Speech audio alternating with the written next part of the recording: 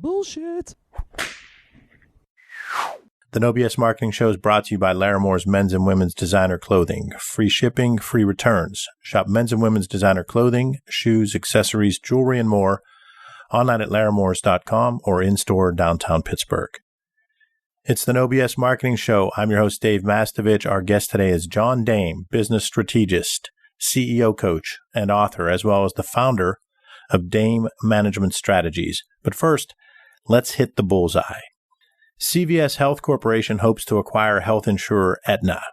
UPMC's Jeffrey Romoff talked recently about how the health system's vision is to become the Amazon of healthcare.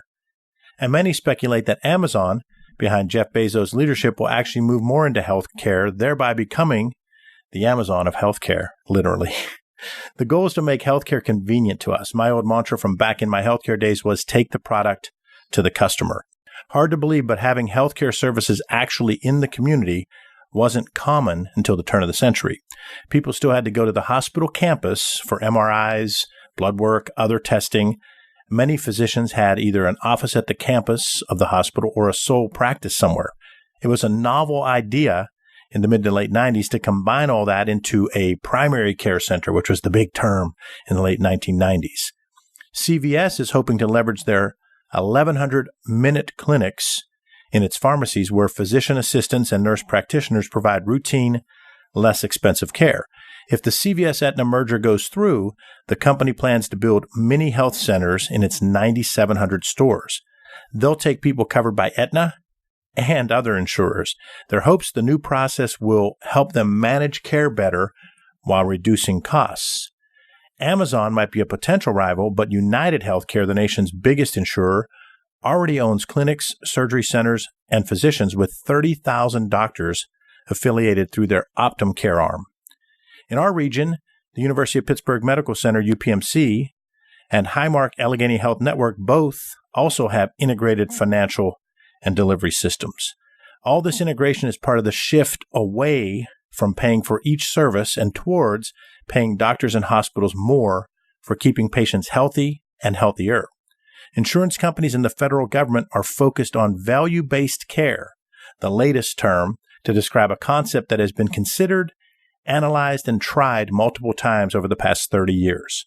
Some say it can reduce costs. Others say it actually increases costs because the more accessible healthcare is, the more we use it.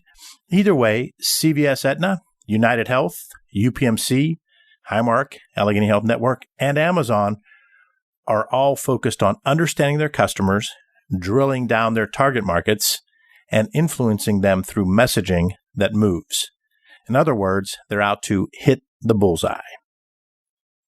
Our guest today is John Dame. John spent 32 years in radio broadcasting, leveraging that experience as a rich learning platform for his evolution. And that word's going to be something we're going to discuss here in the second part, his evolution as a business strategist.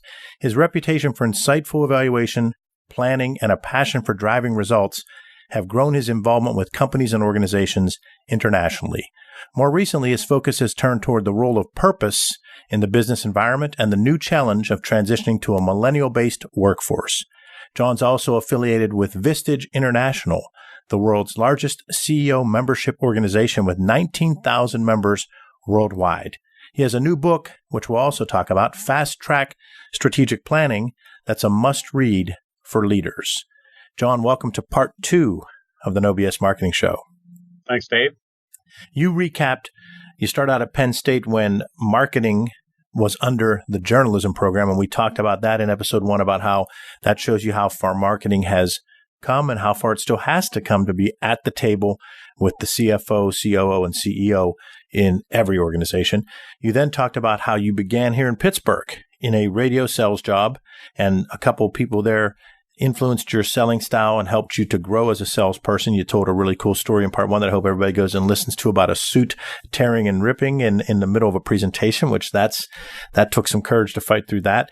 Then you hook up with your dad and you and your father begin to go out and buy radio stations prior to when it opened up where people could own 1,500 stations like you mentioned Clear Channel does. And you had seen that company grow to where You had a number of stations. You would buy these stations that had potential, but maybe weren't maximizing that. You would quickly put all your processes on the operations side, the promotional side, the sales side, the audience generating side, and move those stations to profitability on both the listenership side, the rankings, and the actual bottom line. Then you began to talk about how you started another business to syndicate radio programming. And then that led you to try a Leadership Management Inc. You bought a franchise and it rolled into Vistage International, where you were a Vistage chair. So all kinds of cool stuff. But I want to put you on the spot here at the beginning of episode 2 with you here on the No BS Marketing Show. The show's about leadership and communication. Talk about a time when maybe you were a BSer, when your leadership wasn't where it needed to be. Maybe you were a tough boss or a difficult employee. You just weren't really communicating as well as you could. When were you a BSer? What'd you do to fix it that could help our audience? Well, I kind of think of it this way. It's a general personality trait that I have that I think I should identify and tell you how I've learned to control it. And it came up multiple times in my career. So if you look at personality traits, I have a highly dominant personality trait along with an influencer. If I look at DISC behavior style, I'm a high D, high I. D is a little bit higher than the I. And, basically when I'm doing my best, I can get things done. I move very rapidly. I don't like details. I don't want to listen to details from people. Give me the facts and the quick points and move forward. And I'll get stuff done. I'll be able to lead people very effectively. And I can name several instances where I got triggered into what I would call bad John side of things, where what I would do is go into that really dominant style where I wouldn't care what anybody says. It shows up as arrogance and aggressiveness. I wouldn't care if I pushed somebody over in the process, to get something done. And what people said wouldn't bother me all that much. And I can remember times selling where I was in Houston and, the sales manager, I'm having an argument with a guy about a sales account that was, he said was his and I sold.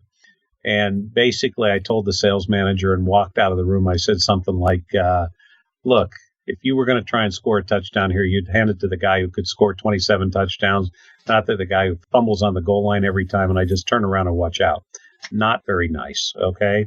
I can remember a time here in Harrisburg when we were buying radio stations, and my wife worked for us, and she was working on collection as a collection supervisor, and she was talking to me about something that was important. And basically, I said something to the effect that, I'm the boss and you're not, to my wife. Wow. And it was not good and it was not very thoughtful. And what I've tried to do over the years is understand what triggers that behavior. And when I go into that behavior, it creates a lot more drama than it needs to in any kind of business environment. So I've been able to step on that most of the time. There's still some times where that comes out, usually if I'm really tired or something happens. But, I kind of have tried to become more self-aware over the years with all the different kinds of people that I deal with so that I don't BS them too much, so that I'm not making it all about me and not about them. So it's been, that's a journey that I've gone on for 30 years. John, I can relate to that. So when you feel that coming on, like I know I'll get I can't even describe it. I'll get a certain feeling. And now I'm much more aware and I can know that Bad Dave, you mentioned Bad John, Bad Dave is potentially going to come on. It still does from time to time. But do you get that kind of thing where I can actually feel the sensation almost where I know I'm in this situation where this is the stuff that drains me? I'm a big predictive index guy. When energizer drains you. And I get in that situation, I can feel something's going to agitate me. Do you get that kind of feeling too? And are you able to, is that what you're talking about when you said you can tell the trigger's coming? Yeah. I can feel when I have lost the ability to have any patience whatsoever. And, what I've done over the years is I've used some neurolinguistics training that I have, minor as it is, to allow myself, but I also train other CEOs because it's not an uncommon circumstance with other people that they face this same thing. Now, an example would be one of the guys I work with of a billion-dollar company CEO, wants to be the smartest guy in the room. He wants to. And so when he's talking with people, what was happening was his leadership team would talk to him. He'd offer feedback, but his feedback was all about him and his experience, and would beat the snot out of them, basically telling them what he felt was the best thing to do and how smart he was. And he could feel when that was happening. And so what we did was we used some tricks to have him change that feeling so that he could then pause and ask another question instead of going into, and here's my experience and this is why I'm so smart, which happens a lot. So I just think that when you're dealing with people, just like me, I've got to pause and gain control of that emotion so that it doesn't create that drama that I don't want to have happen. So you've worked with a lot of leaders, and in the first part of the show, you explained the Vistage model. 12 to 18 people are in your group. I think you said you talk to 60 executives a month. There's a one-to-one concept where you have about an hour and a half meeting. Plus, you have the group meetings that, as you said, give people a chance to get away from the isolation you mentioned in the first episode, where we as leaders often don't have that support mechanism to people that you can actually talk to about all the challenges, because you don't want to talk to employees, you don't want to talk to clients, even bringing it home isn't necessarily healthy. So having the opportunity to talk in Vistage. So you talked a lot about Vistage and about how you strive for growth and helping leaders. You also have this event that you've done now a couple of times that I want to make sure we talk about, and I think it's called Evolution. Do you want to elaborate on what that's all about and how that's going to continue to grow? Right. One of the things that I did is I looked at maybe 5 years ago. I had a coach that I worked with because, if I'm a coach, I feel like I should have a coach. And this woman was fantastic. And what we did was we looked at what I would like my contribution to be. And what I felt was that there was this kind of gap that was widening even 5 or 6 years ago with respect to leaders, both locally, regionally, nationally, internationally, where there were fewer and fewer leaders who understood what leadership was all about and how to make a difference in the world around them. So what I decided was that my contribution was going to be like throwing a pebble in a pond. If I touch a few people, the ripples go out from that pebble in an ever increasing circle. And if I can touch people and help them become better leaders, they touch their businesses, they touch their families, they touch their community and the greater world in a positive and significant way. So through that process, that's what's caused me to think about this leadership event that I had, the Evolution Conference. So I started it 3 years ago. 2018 will be the fourth year that I'm doing. So I've had 3 events so far. They've been successful, and the fourth year's coming up next year. Talk about what the content is at the actual event. It's modified. Usually the content is centered around focusing on making a difference and showing up as a purposeful leader. If you're a purposeful leader, you're a little bit, you show up for work just a little bit differently. You want to create an ecosystem that nurtures and develops people. I grew up in a command and control environment for the most part. And today, with the people who work in the marketplace today, they're not interested in command and control. They want something different. So I started out, I had a 2-day event, and I had a lot of people from around the world coming and talking about purpose. Had people from a variety of different enterprises. This last year, I had a friend of mine, Cameron Lockman. Cameron is the chief global instructor for leadership at Apple.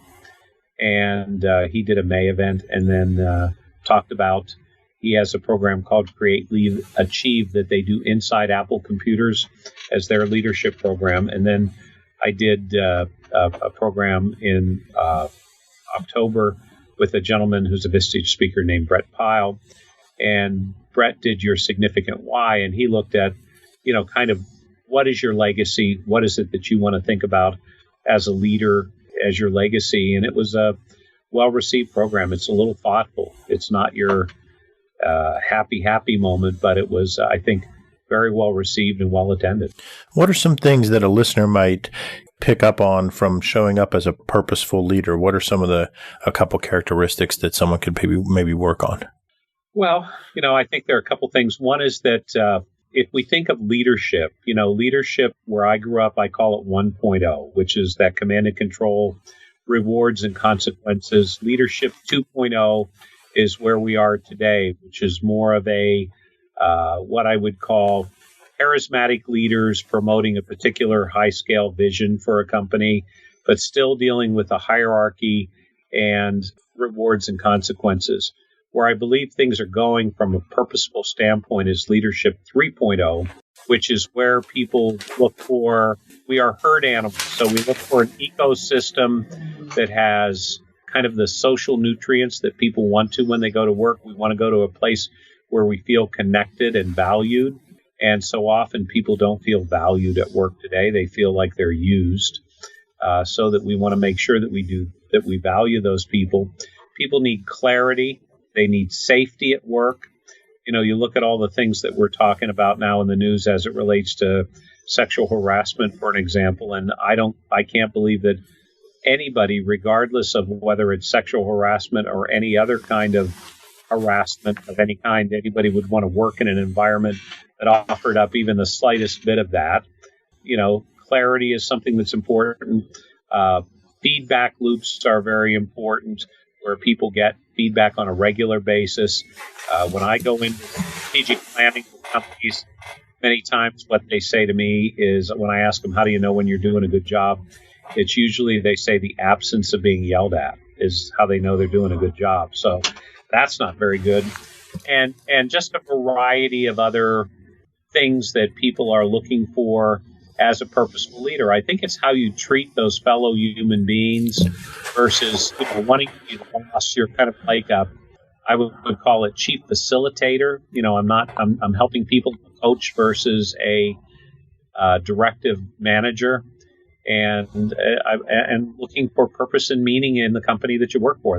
People want to work for a place that doesn't just make a buck, that makes a difference, and that's everybody. I don't think that's just millennials or any younger person. I think it's everybody wants to go to some place where, you don't want to go to work and the thing you're working for is to buy a new Mercedes for your boss.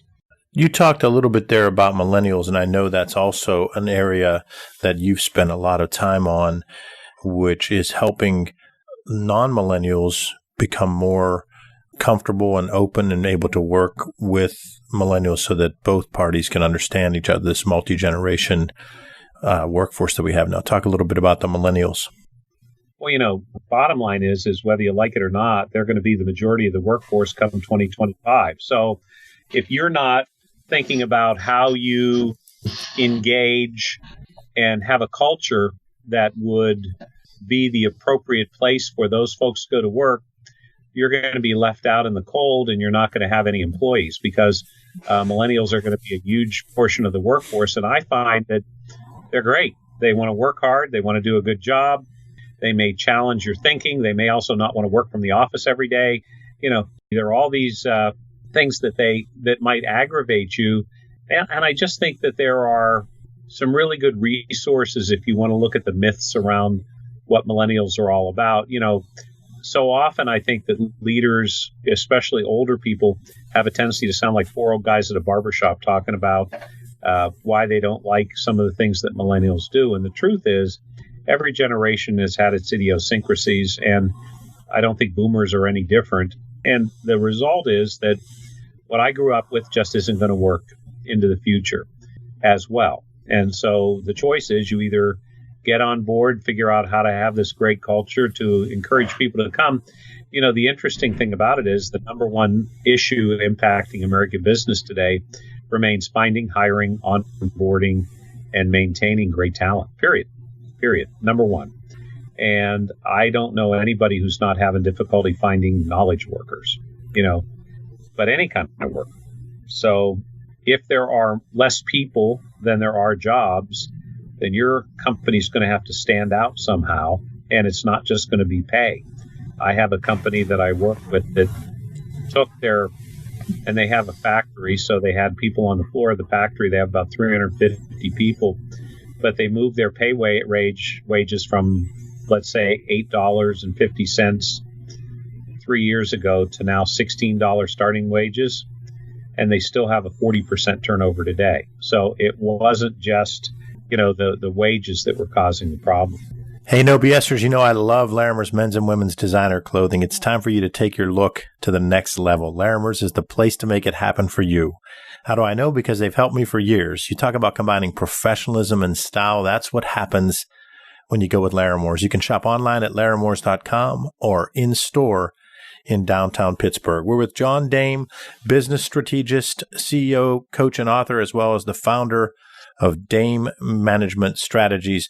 John, we talked a little bit there about millennials and about the Evolution conference that you have, and we've been talking a lot about Vistage. What's your big idea? You were mentioning about the type of leadership 3.0 is they talk about your significant why, your legacy. What's your big idea? Well, my big idea is that if we want to change the world, we just need better leaders, period. I think there are a lot of people who are managers. There are a lot of people who can tell people what to do, but influencing people to help them get to where they never thought they could get is something that is a pretty special talent. And, my belief is that you can learn to be a better leader. When you think about most people get their first leadership job around 26, and they get their first training at 42. So they have about 12, 15 years that they're doing on-the-job training. And it's 12 to 15 years where they could have been dramatically enhancing their ability to influence people in a positive way. And I believe we just have to continue to grow to look at those people that we work with in a more meaningful and positive way. And they're great human beings. Why wouldn't we treat them like that, Let's go down that path a little bit about the difference between management and leadership, because I agree with you. I think it's so common to see people that are in director positions or even vice president positions, but they're really managing more than leading. Yeah.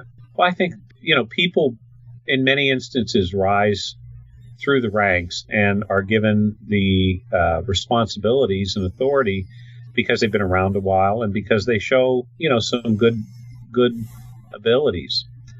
I just think that, when you look at the workforce today, people leave their job because of a bad manager. I mean, that's the number one reason that people leave their job. They may say it's pay, 98 other things, but they leave because of a manager. And I think so often we kind of look to throw other things at why people are leaving when it's usually leadership that's causing a problem. So, my sense is that we just have to recognize that people can learn to be better managers. I mean, I think that there is some certainly intuition that some people have more than others, but you can learn to be better at it if you work at it and try to kind of become more self-aware about who you are and how you influence people. And I believe that if people do that, they will leave that managerial role behind and become more of a leader. Managers tell people to do, they very directive. And I think leaders are influencing people, get them to do things better. We're with John Dame. John, a couple of things I want you to touch on that I personally like and I think are of value, and we'll make sure we get these on the show notes. But you have your weekly Leading with Purpose, and I want you to talk about that. And then you also have a book that's relatively new, The Fast Track Strategic Planning. So take some time to talk about both of those and how they might benefit our listeners. Yeah. I do a weekly Lead with Purpose Friday digest. And what I do is I aggregate articles, videos that I think would be helpful to leaders looking to lead in a purposeful manner.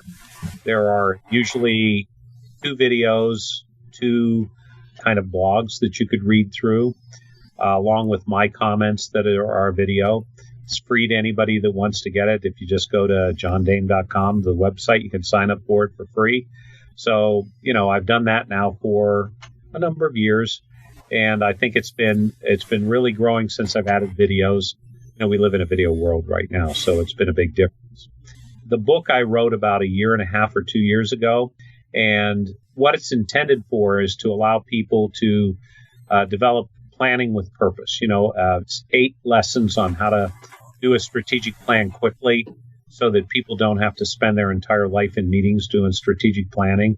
And I'm trying to get people through that process a little more quickly so that they can get on with executing on the plan. And it's been well received. It's on Amazon, and it's there's a free chapter if you wanted to download it from the website. But we'll give you some insight, and it's a bunch of stories about the clients that I've worked with, as well as the lessons, the 8 lessons that are there. How long did it take you to put the book together?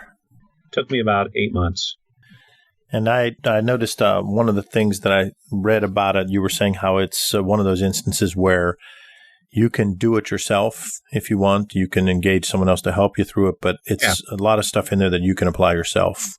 Right. There are things in the book that you can just take right out of there and facilitate your own planning session if you want to. It doesn't matter how big or how small your organization is. Some people don't do much planning beyond budgeting for the next year, and I think it would be helpful to look at what the strategy is to kind of underlie that budget. Makes sense. John, give our audience a tool you use to help you become more productive or to help you communicate better, something that our audience would be able to use. And we've had people, Dave Nelson, who we both know, he came on and gave semrush.com, which gives you a look under the hood of your competitors' websites. We've had other people talk about Slack or Asana or whatever. It can be any tool that you use to help you become more productive. It could be a blog, book, whatever you want. Yeah. What I've done is there are several books that I've read and work with recently. One of them is a book called Spark that I think I would encourage everybody to look at. It's written by 2 women and a guy that are in the military, and they're now out, and they have a consulting firm. And Sparks are leaders, and what they use is their military experience to help define what leadership is in an organization. And they end up with looking for stuff that would be perfect for them to be able to, at the end of every chapter, they have studies that they do, questions to ask. So it's free. The book is not free. You buy the book, but all the stuff at the end of it is good. And I think it's a very helpful thing if you want to be a better leader. You can read the book. It's an easy read, and it's very helpful. John, any other thoughts you have about leadership and communication of the no BS sort? Just do it. And let's just close with a little bit more about Vistage, because I've talked about it on a couple of shows and I've really not clearly articulated this part. Let's say someone wants to become a chair, and then let's take the other one. If someone wants to become a member, what are some ways they can do that, and how hard is it to become the chair, and what's the deal for members? I think number one, the member and or chair that's interested can go to vistage.com. There are links right on there where you can click and say, this is the steps to be a member. And what would happen is that Vistage would connect you with chairs that are in your market, in your area. So, and a chair would then approach you and see how you feel about the fit, So there is a meeting prior to, and you could go to see what a Vistage meeting's like. I think it'd be a great experience. To become a chair takes a little bit more. You can be nominated by somebody that is a Vistage chair or a Vistage member. They go through training. They get about 6 or 8 months to build a group. So there is a support infrastructure that helps somebody become a Vistage chair, but it's a hard lift at the beginning. To get 12 or 15 people in a group and start it up is, I think, a heavy lift, but it's certainly a very fulfilling job. And I would suggest anybody has an interest, usually you've had to run a business, you had to have P&L responsibilities, all that kind of stuff. So, to me, it seems like it's been one of the greatest things I've ever done. John, how long did it take you to get that first group up and running? Probably 8 months. And that beginning part is a lot of talking to leaders and selling. You're going out and you're telling people to join a group that they don't know anything about. So, it just takes a little while to get that off the ground. Was there anything you thought I'd ask you that I didn't? No, I thought you did a good job, Dave. Oh, well, thank you. See, my old coach telling me I did good. That pumped me up. I'm ready to go play, man. Yeah. John, thanks for being on the show. Okay, you're welcome. And to our listeners, thanks for joining us for the No BS Marketing Show, brought to you by Laramore's Men's and Women's Designer Clothing. Free shipping, free returns. Shop men's and women's designer clothing, shoes, accessories, jewelry, and more online at laramores.com or in-store downtown Pittsburgh. Visit masssolutions.biz for show notes to hear about all these books and stuff, that the resources that John talked about, plus additional marketing and messaging resources that we have at our company. And sign up for the No BS Marketing Weekly Update. You'll receive timely, valuable ideas to improve your marketing and transform your message. Again, that's masssolutions.biz. And remember, ask yourself, what's the big idea? And build your story around the answer. It's all about bold solutions, no BS. Thanks for joining us for the No BS Marketing Show, brought to you by Laramore's Men's and Women's Designer Clothing. Free shipping, free returns. Shop men's and women's designer clothing, shoes, accessories, jewelry, and more online at laramores.com or in-store downtown Pittsburgh. Visit masssolutions.biz for show notes, plus additional marketing and messaging resources like our No BS Marketing Weekly Update. Sign up and receive timely, valuable ideas to improve your marketing and transform your message. Again, visit masssolutions.biz. Remember, ask yourself, what's the big idea? And build your story around the answer. It's all about bold solutions